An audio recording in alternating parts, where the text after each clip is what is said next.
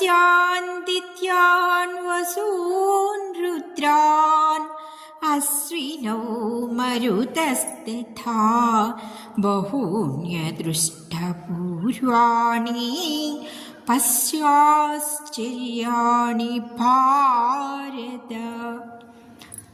అర్జునుడు యుద్ధం చేస్తాడు, గెలుస్తాడు కృష్ణ పరమాత్మ అనుగ్రహం వల్ల.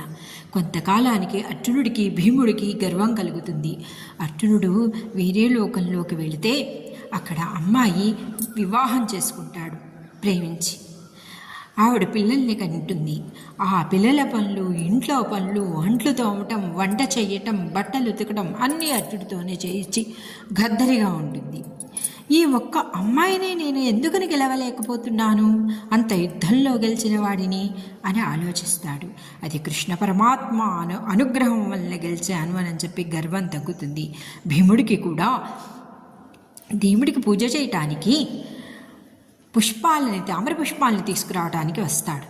ఆంజనేయ స్వామి తోక బారుగా పెట్టి, ఈ తోకని తీయి, నువ్వు పుష్పాలు కోసుకొచ్చుకుందు కానీ నాయనా నేను తీయలేకపోతున్నానంటే ఎంత ప్రయత్నం చేసినా తోక తీయలేకపోతాడు.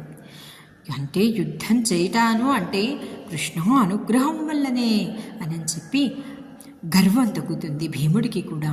అట్లాగే మన ఇంట్లో ప్రతి నిత్యము దీపం పెట్టుకుని, తులసమ్మ దగ్గర దీపం పెట్టి మనం ప్రతినిత్యం భగవన్నామస్మరణ చేస్తూ ప్రతి పని చేయటం ద్వారా విజయం తథ్యంగా ఉంటుంది. భగవంతుడు ఎప్పుడు మనకి ఆశీర్వదిస్తూనే ఉంటారు.